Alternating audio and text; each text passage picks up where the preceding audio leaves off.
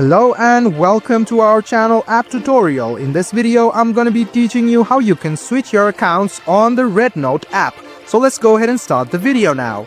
Open the Rednote app on your phone. After you open the Rednote app, click on the Me icon or the profile icon on the bottom right hand corner.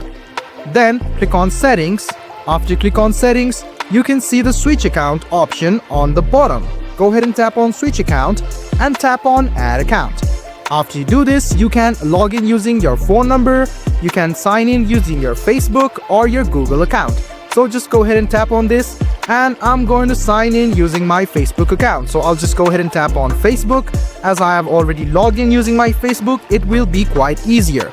So now you have switched your account. So it's quite easy to do. Click on Profile, click on Settings, and click on Switch Account.